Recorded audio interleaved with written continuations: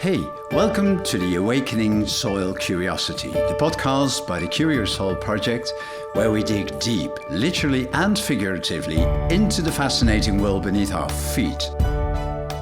In this episode, we're bringing together two incredible minds, soil scientist and storyteller Stephan Mantel, who heads the World Soil Museum at Isrik in the Netherlands, and educational researcher Myrthe Stienstra from the European Schoolheads Association.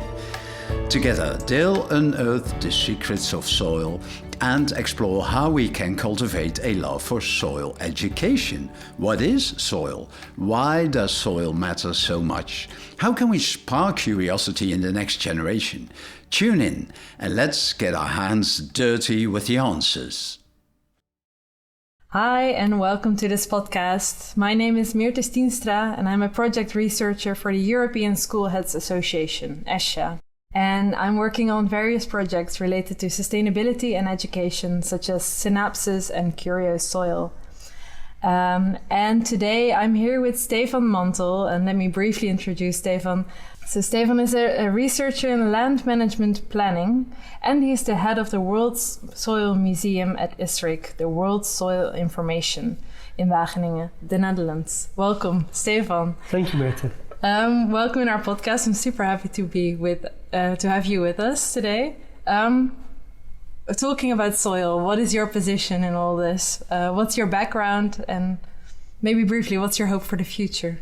Okay, so there are a few questions in there together. So, yeah, as you said, I'm a land management planning specialist. In fact, if you could rename that as sustainable soil management. It's all about sustainable soil management, how to plan that.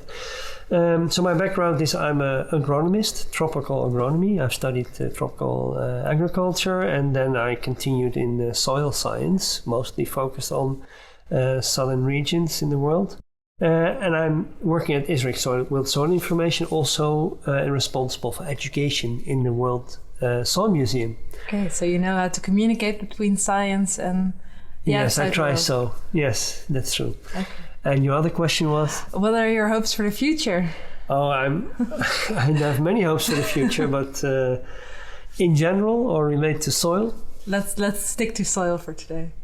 Well, I hope that there will be a greater appreciation for soil, and also more sustainable management, of course, because there are many issues that we are concerned with, including adapting to a different climate, which has a lot of consequences. And part of the solution is in the soil. But humans tend to think we always need to innovate and to seek the solution in technology.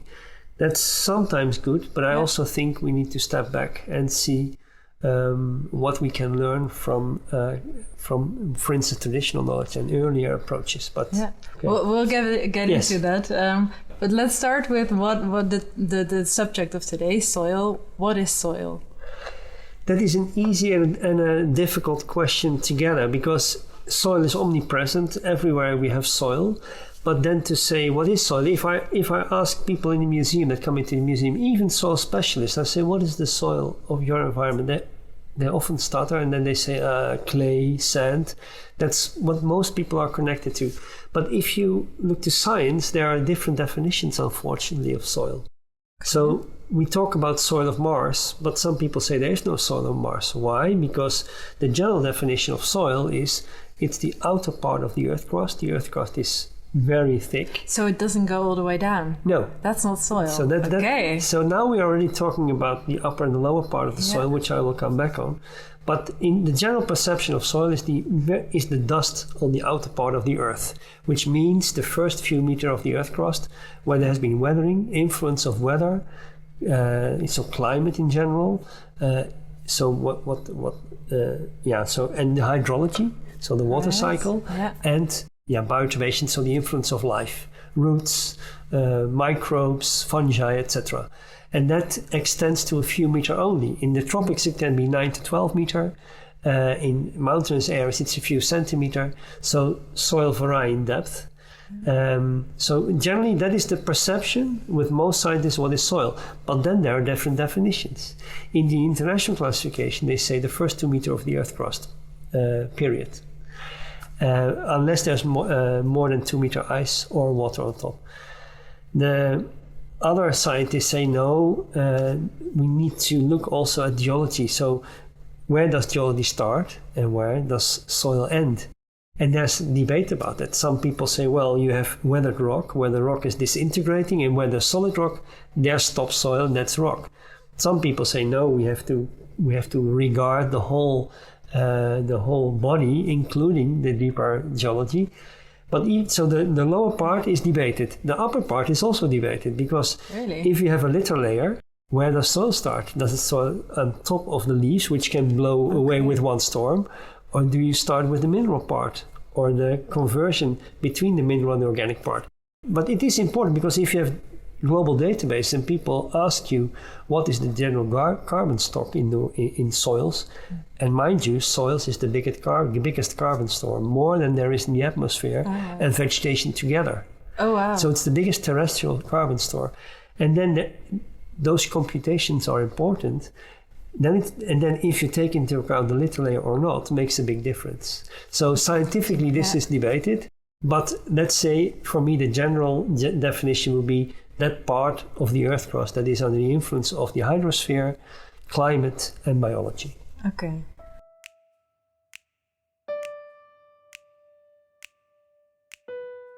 You're a specialist in world soil, but let's talk about Europe first. Yeah. What are differences between Europe, for example, Austria and Greece, Belgium and Denmark? What are the differences in soil? There are similarities and differences. And so soils are highly variable. So you can have difference in soils, their properties, and also how they behave in terms of fertility or how much water they store or within meters. But if you look at more general soil differences, you have systematic in landscapes. For instance, soil and water accumulates in the lower part of the landscape, which brings about specific soil conditions.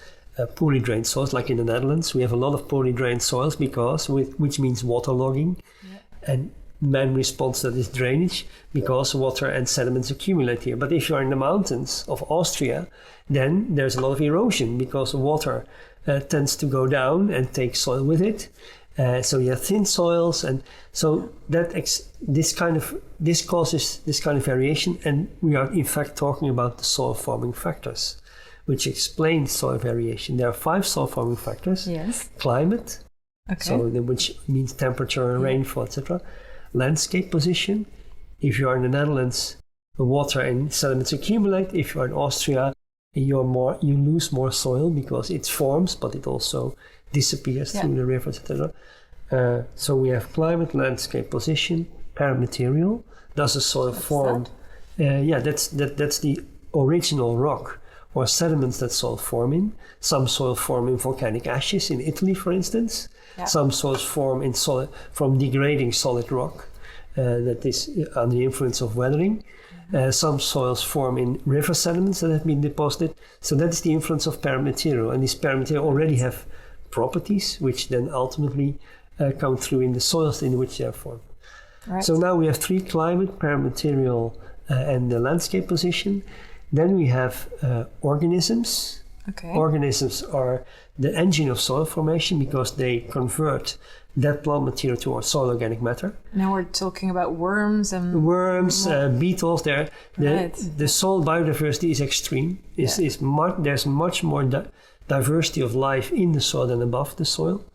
And these lives are connected. So there's a connection between the soil, the biodiversity above the soil and below the soil through vegetation that it is eaten, etc. And beyond, so termites, ants, worms, fungi, they convert all that plant material and also animals, etc. And they integrate it with the mineral part of the earth crust. Okay. So those are organisms. So we now have 4: climate, parent material, landscape position, and organism. And the 5th soil forming factor is time, because these processes continue to work on the earth crust in time. So over time, the soils will also continue to change. So soil are not stable. They will be different in 1,000 years from now in any position where you are. Yeah. But now I lost the question. Where were we? Well, we were talking about the differences around yes. Europe. Yeah, so if you then look, of course, within Belgium and within the Netherlands, you have large variation in soils. But if you look at the large variation in Europe, you look at the climate zones, you look at the larger landscapes. So Austria has mountains, the Netherlands does not have. You look at differences in vegetation, which are partly associated again with parent material and climate. So there are certainly differences in Austria, and I'm sure you don't want me to mention the names of the soil that occur in those areas, but certainly, like the Netherlands, we have, for instance, the larger variation of soils in the Netherlands we have swamp soils in the western part of the region, which means we have organic soils that are formed by dead plant material that accumulate in the water. Yeah. We have poorly drained mineral soils like we have on the coastal zone, and then we have sandy soils, which are the result of the ice ages. That when the North Seabed was dry and sand was blown to the east and then deposited in our landscape. So then, and they're very contrasting soils. Yeah. Now, that's just the Netherlands, but if you look at Europe scale, you have these kind of differences as well, and they are driven by the soil forming factors. And there's a sixth-fold soil forming factor. Is humankind. So humans also influence the soil by improving or degrading the soil. Okay, we can probably talk about that a bit more in a bit. Just the last few questions about the what and what is soil. Well, more the why. Why is soil, and why is it important? I mean, it's relatively new in the European area as a theme that's coming up and becoming more important. Why? Yeah, I think that soils have been overlooked a long time. Soils have always been important for people, even before agriculture was there, because soil is related to safety. There are areas which are more prone to flooding, and areas where soils have many different functions, and people were already aware of soil conditions for living even before agriculture. Especially when agriculture was introduced, of course, soils became even more important because it meant it was a factor in survival and thriving or suffering. Yeah. Because you have many different soil conditions, and that means that it limits or makes possible your specific goal for use of soil. But it's also taken for granted. Well, it's there, you can use it, and farmers have a lot of knowledge of soil. But for the rest, we just think about the fruits that come from the soil. Yeah, and I think we tend to cover it up. There's tarmac everywhere. And certainly. Yeah. Since 2017, we have more people globally inside cities than outside cities, which is a new era for the world, in fact. Yeah. And that also means more detachment from this very important resource. Mm-hmm. But I think it's becoming more higher on the agenda now because there are pressing problems like food availability, food quality, but also climate change. And people came to realize, and also policymakers, that soil is a key factor in that. For instance, also droughts, and soil is a buffer for water.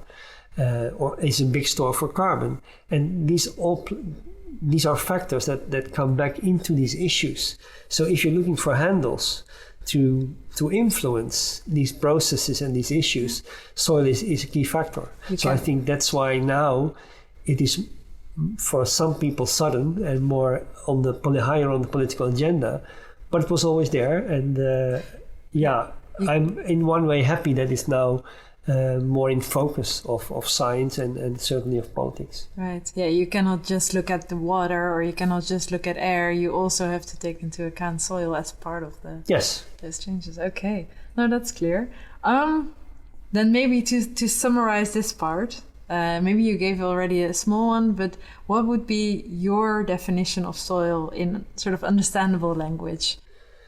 Yeah, so you have soils of a very different nature and different depths. Like I said, in the tropics, they can be 12 meters deep. In some, I've seen soils of a few centimeters.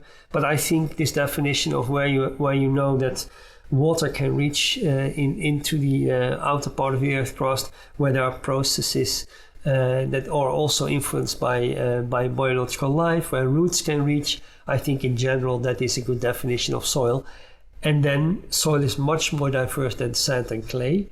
Soil has a lot of different properties. If I do a scientific description of soil, I think I use about 80 parameters. And texture is one of them, sand and clay, silt and clay, but there are many more, and they are all related to the specific nature and properties of and functions of soil. Okay, thank you. I think that gives some sort of idea of what we are talking about. Yeah. So if we then move on, let's have a look at soil science. Something that we see a lot is that the science part of soil is keen on categorizing soil functions. Why is that? Well, let's go a bit back. So the big era of soil survey, mapping soils, was just after the Second World War, when the population was growing and there was a big need for support of the agricultural sector. Many economies were agricultural driven. So to rebuild societies and economies, there was a big investment in soil survey. So mapping soils and then mapping units on those maps were internally relatively homogeneous units. That meant that you could do agricultural planning, see where agriculture could grow where it's currently not done, or where agriculture could produce more than it did at the time. So much focused on production. And a soil map was useful for that because it would tell you where better and worse the soil was, what kind of management interventions you could do to improve or to expand agriculture. And that has been very successful in combination with the Green Revolution. So technology applied to agriculture, scale expansion, intensification, but we are coming to the boundaries of that system.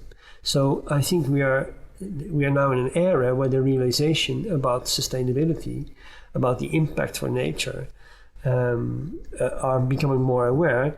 And of course, what came into play is the realization of climate change and what that also means for the current agricultural practice and challenges.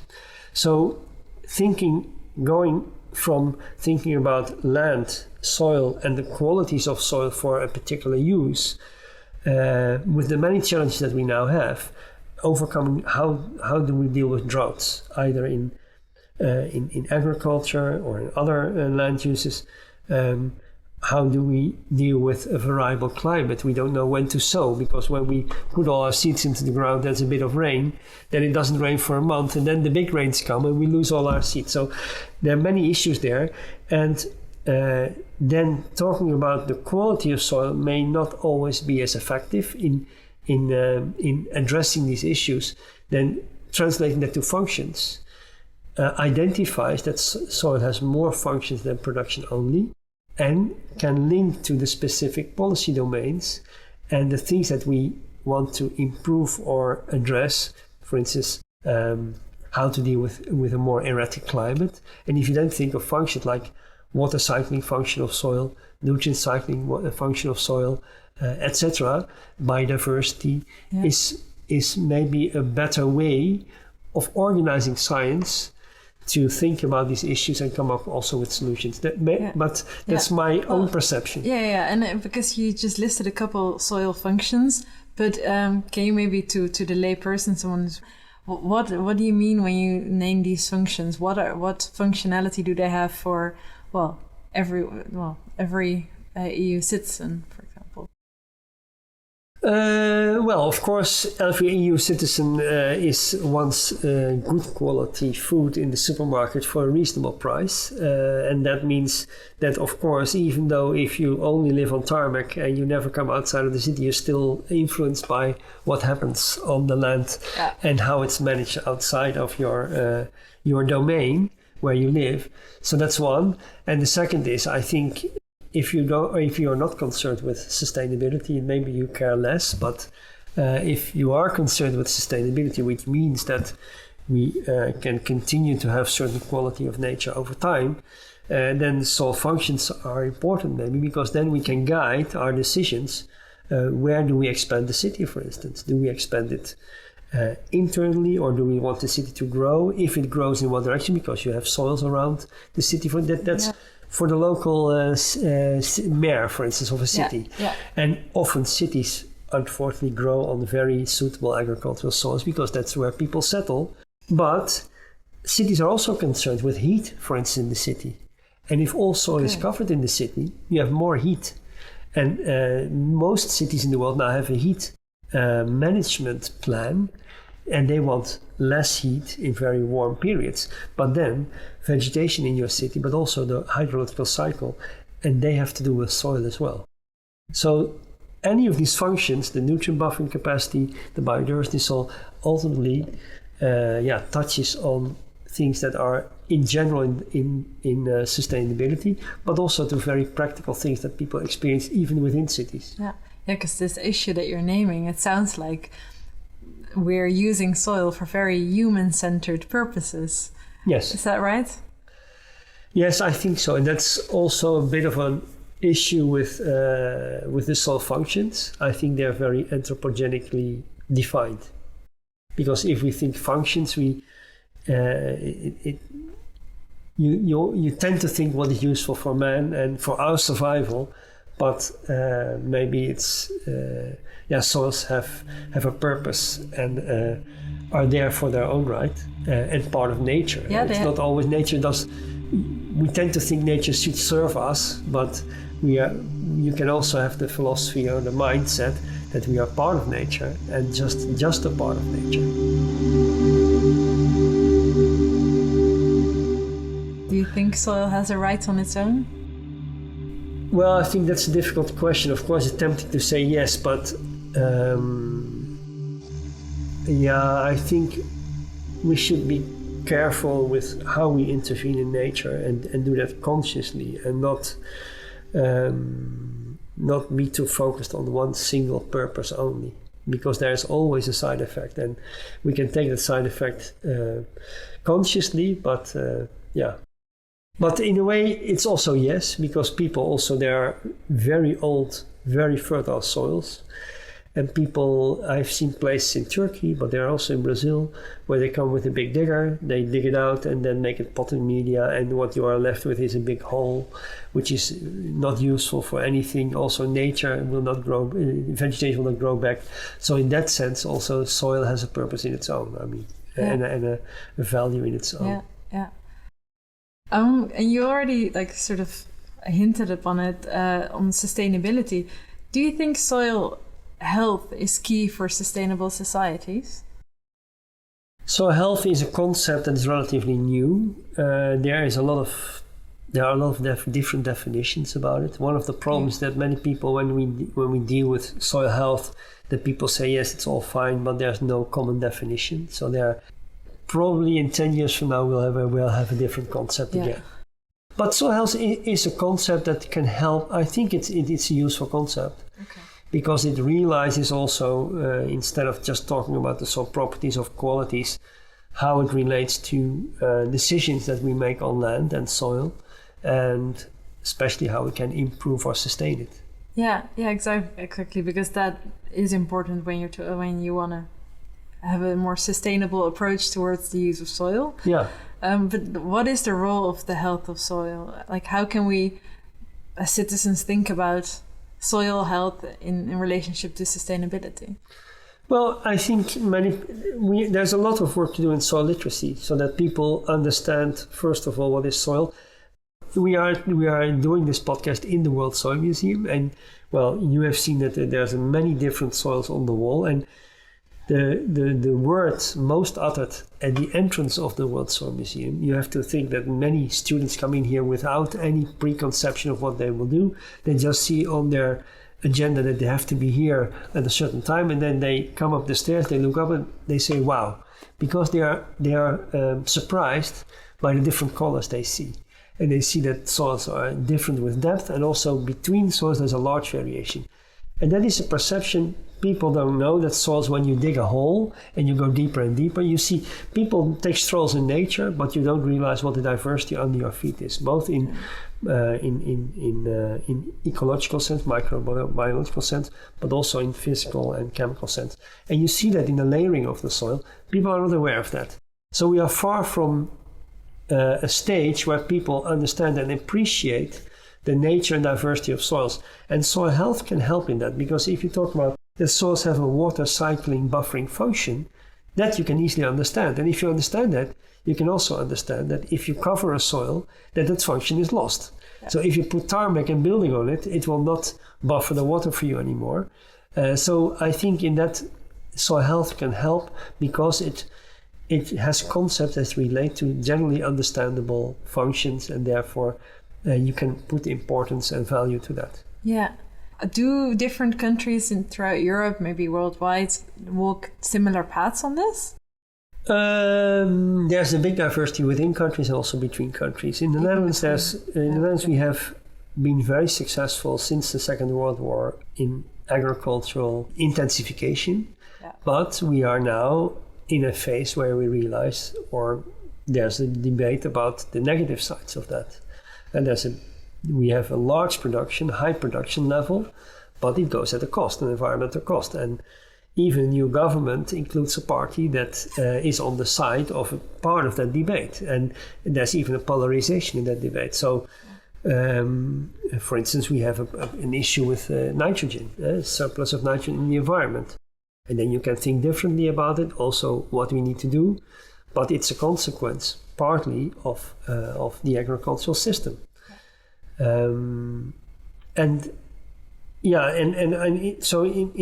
it depends on the land use systems and also the level of debate in society, how that is perceived.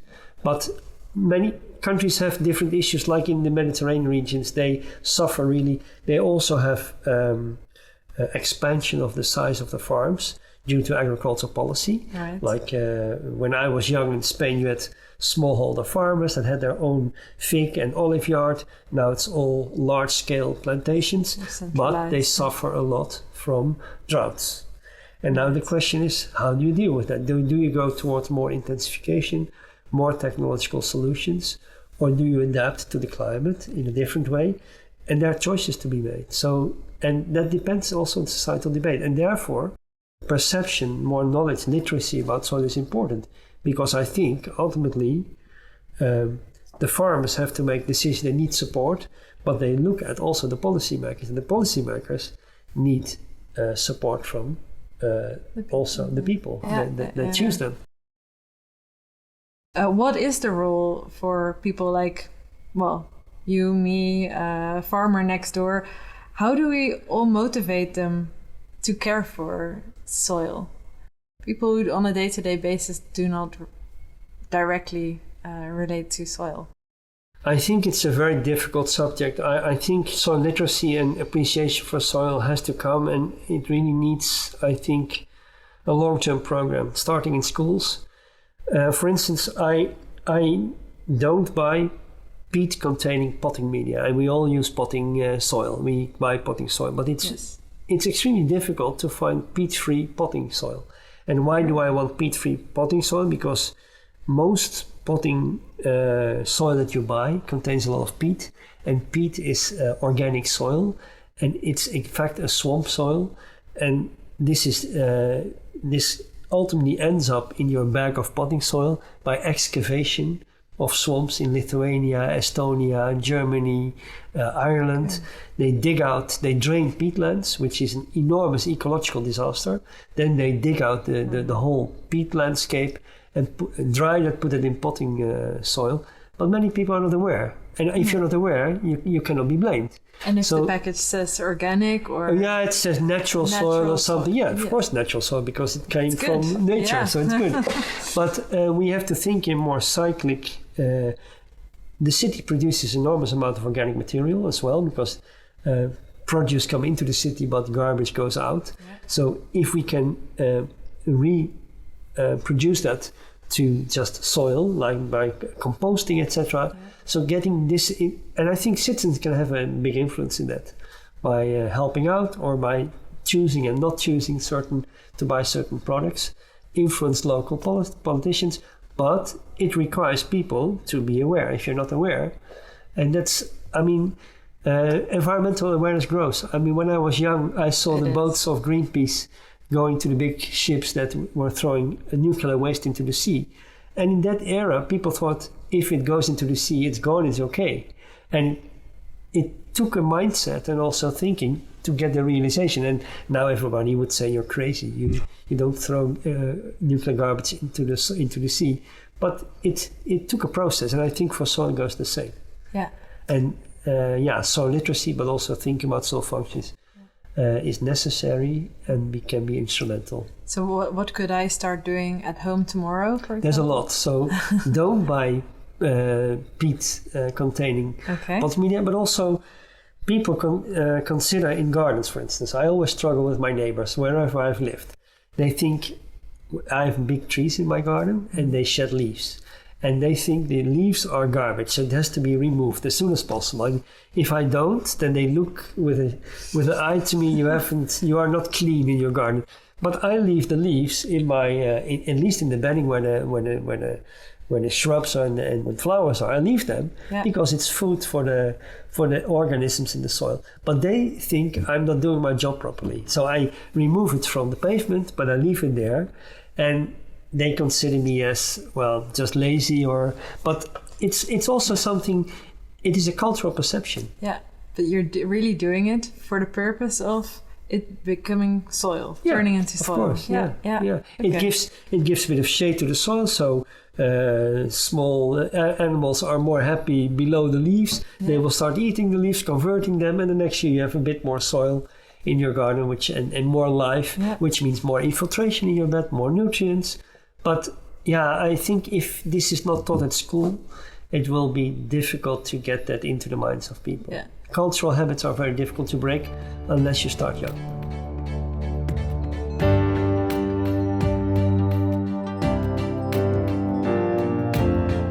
What do the different levels of education, what can they contribute? No, I think at every level there's something to be exchanged and to be learned. So, and that's my experience. Let me keep it to my own experience. In the museum, I've guided and received groups for years, and at every level of age and background, there is a connection to be made with people, with their perception, their motivation on the topic of soil. So there's always discussion possible, and you can always inspire people on the topic of soil if you connect and have a good discussion at the right level with the right words. Yeah. So it's not difficult to get a positive attitude towards soil from every level. And I think it's important because we are all citizens. We have all a responsibility, but also we are all people eligible to vote from age 18. And in that voting, a lot of statements are made. About different regions in the world, how self-sustaining they are. But if you understand more about soil, you get a deeper insight in what are the limitations and possibilities in certain areas, what can be done about it, where should be priority for certain interventions. And maybe that's a bit too broad, but we all talk about climate change. We all talk about how food is distributed around the world. And if you understand a bit more that this has a relation with soil, I think you have a better debate at the societal level, and that goes through ages and backgrounds. Yeah. So we need to start slowly building up the teaching about soil in education, throughout education. And then you're linking it to politics. You're right, we all need to vote. But what is the status quo on soil in politics? The Netherlands or Europe or the world? I think it would be nice if you can make some comparisons within Europe. What are current policies on soil and also the connection between politics and practice? Yeah. You've noticed that in many societies the political discussions have polarized, and it is the same for agriculture. And agriculture is strategic, so it has an importance. It also has stakeholders with large interests, and it's the biggest part of the budget of the European Commission. So there are big stakes, and the agro industry, for instance, has also lobbyists next to the offices of the European Commission. So what is in societal debate is also colored by the different stakeholders, of course. And so we can talk about general general sustainability and how we shape our landscapes and what we derive from it. But there's also politicians with an interest and a stake, and different stakes, politicians from different backgrounds. You have the agro industry, which is a big industry with big economic interests. And you've seen in the Netherlands, they have almost formed one party. So, you cannot separate that from the societal debate. And it influences societal debate as well. So now there are people that completely distrust scientific information. They say, well, is it really true? Have you measured well? It's all not... and other people are more concerned, and they look at their own environment. So it's difficult to give a clear answer. What I find a pity is that the debate is so polarized. I think it would be much more... There are many choices to be made. You can say, for instance, in the Netherlands, should we continue to be so agriculturally oriented? Mm-hmm. We also need to look at the future climate change. Where do we plan urban expansion? We have a lot in the West now. Should it not be more in the East? And you can have a lot of opinions about it, but they're important choices, but they're long term. And they are also associated with what you do, in what part of the landscape and the soils. So I'm a scientist, so I like to think about things rationally and try to be critical and objective about things, and then make choices or provide scenarios. And then society can debate about the scenarios. And that depends then on your background, your likings, your motivation in life, what scenario you choose. Yeah, because do you think there is a way we can bring practice and politics and maybe research together? How can we bridge them? Well, yes. You're asking me a very difficult question. Ultimately, I think it's about communication, and also I think literacy is important, because that if more people are aware, you get more discussion and a better based discussion in society.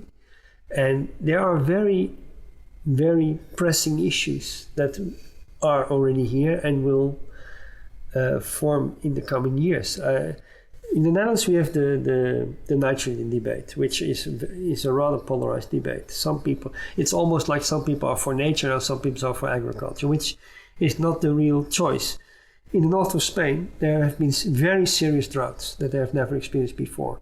The basins didn't fill up in the winter, and then some people have to suffer. So the government said the city will get all the water, and all people upstream have to reduce their water content. So the farmers are saying, what is going on? Why do we need to reduce? So, but you get a real, very sharp debate, and for reason, because the tourist industry, they need water for the swimming pools. The golf course doesn't want to lose the grass. So you get this real, very sharp debate.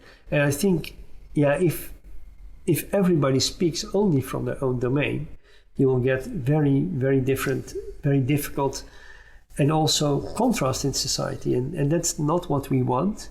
We want to make sensible choices that might hurt some people, but we want to have a long-term view. But if I would know that, I would be chosen as politician, which I'm not at the moment. Probably, well, and even they're not always as well informed. No, that's true. And then we already talked a bit about science, but what is the alignment between, strategy and science and practice? Are there any gaps there? There have always been gaps, especially in land management.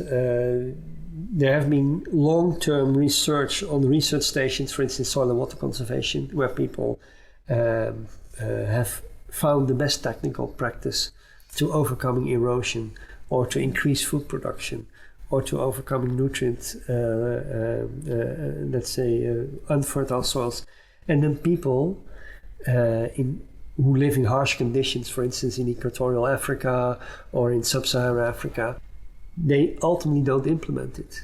And there's a reason for that. I mean, I think you come from the social domain, but if you say to people, this is the best technological practice, it may be true, but you also have to think that these people have multiple goals. Maybe the goal of the person giving advice is, how do you increase productivity and reduce erosion? maybe the goal of the farmer is, how do I reduce risk? What is the chance if I put more effort in this? What do I lose on the labor side? Or so people will make choices which are more complex than the issue that they are advised for. And I think science can help in having a more integral approach where they do not look at one aspect of land management, but understand the complexity of the choices and maybe involve the stakeholders, the farmers or the communities in the research question. Yeah. Because then you don't come with, I have a big solution for your problem, and then people say yes, nice. They get a free lunch for a day, and they say yes to everything, and then they go back and they go as they did before. Yeah. Also, sometimes ignoring what they already do and the knowledge they have. So this gap, I think it's a bit of a black and white picture I paint now, but I think there certainly is something to win in the relation between science and what we want to change in the world with that. So it's more about the relationships that are built between science and practice than about the attempt to exchange knowledge and to exchange practice. No, it's the scientists are interested to do research. They are interested in questions, understanding the world, and giving explanations to gain understanding. And sometimes in practical research they want to find solutions for problems that are presented to them. But if then ultimately you try to find people who want to implement the solution that you find for a self-defined problem. But for these people, the reality the perception reality may be different. So I've seen one example you have participatory research and I've seen examples of that which have been very successful, but that needs involvement of the people that the research is meant for or are affected by ultimately in an early stage. Okay. At least in the definition of the problem, and maybe also sometimes even in kind of action. So maybe that's where research problems should start, at a farm or at the... understanding the complexity of the picture. And then see. Okay.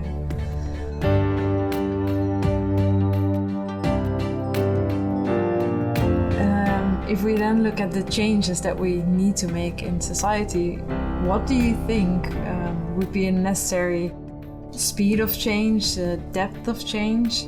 And let's start there. Like, do we need to make change? How deep do these changes need to go? In relation to what? Soil. Yes, of course. I wouldn't say no as a soil scientist. So there are a lot of things we do good in the Netherlands. For a large part of the Netherlands, we live on marginal soils like the cover sands in the eastern and central part of the Netherlands, which have been turned into very productive areas. But at the same time, our drained peat soils are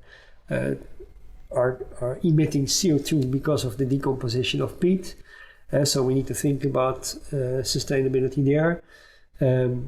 Spatial planning is an important aspect. If you recognize the different soil functions that different landscapes and soils in the Netherlands provide, you also have to adapt your policies to that and your development scenarios. And that means in where you want to have more urban expansion, maybe what kind of land uses you allow or within what limits. So yes, at multiple levels and multiple time scales, where I think there is a need for change or more. Change sounds a bit radical, but more awareness and also more change in practice. But I also know it's very difficult. For instance, it's an attitude change. I think it's a way, and that's the thing that's difficult, and that's. But is it like, how can we start there? Is that the role of education, or do we need to? Is this a political change that needs to be made, or a political? Of course, politics is always important to influence our lives, but I think it starts really with realization and perception. The children of my colleagues now, my children are older, but also they are aware of climate change, and they put really value to it, and they think it's important. People of my generation, there are much less people convinced. I find more resistance with people of my generation that are convinced of action to be taken and that something needs to be done, or at least we need to prepare for it. So you can have different ideas about it. Why you say that? Is that because they don't believe that we need to make a change, or that they think it's too late to make a change? No, some people don't believe in climate change. Then there are people who say, well, we are fine. Ultimately, the climate has always been erratic. So if it's more erratic, well, who cares? There's some people say, well, yes, it's there, but do we need to change something? Well, then you can think, well, at least prepare for it. Let's keep dry feet in the Netherlands, not only now, but also in 40 years. Let's prepare for it. And then if you're even more concerned, you can think, well, maybe we should do something about our way of living. And not drive climate change anymore, but try to revert it if possible at all, but at least not continue to be the driver for it. But I find there's more consensus with the very young than the very old with that. And that's in a way also logic, but it also means that perception can change if information comes to you and you can experience it in your own life. Yeah, no, for sure. And also talking about the changes that need to be made, or maybe people think they shouldn't be made. If you look historically, we've always lived in periods of change. I mean, over the entire of the last century, we've seen massive changes in, well, the way we consume, the way we use soil. So it's interesting that they say, do we need to change if they've lived in periods of change as well? Yeah, that's an interesting point. So the older you are, the more change you've seen, in fact. Yeah. And that's true. If I go, I'm now 60 years old, and I've gone back to places where since my youth, I've always gone back to the same village where I was in the south of Spain. So that's my landmark, my monitoring site, and I've seen massive changes, especially after the accession to EU. And then you see the dramatic changes in land use, and it's not all for the bad. I mean, it's not all that I'm not nostalgic about it, but I've seen changes in growth, economic, but also in urban growth and land use, but also in other places where I've been as a student in Southeast Asia, and then you go back and you see the enormous change in terms of amount of people, urbanization, impact of man on nature. It's quite impressive. Stephan, thank you very much. I'm sure there's much more to talk about, but I suggest for now we close the podcast. Thank you so much for inviting us here, for sharing your insights. Is there an online platform that we can that our listeners who are interested can refer to? Yes. Yeah. So there are many, but certainly the World Soil Museum has a website by which you can explore the World Soil Collection. Yeah. There's also an audio tour there, and you can also walk through a Google tour through the museum. So if you're interested, you're most welcome to visit. And you find it to wsm.isric.org. So there's wsm.isric.org. We'll put it in the show notes. Yeah, okay. And thank you for inviting me, and thank you for the talk. All right, thank you, Stephan. Dear listeners, thank you for listening. My name is Myrthe, and see you next time.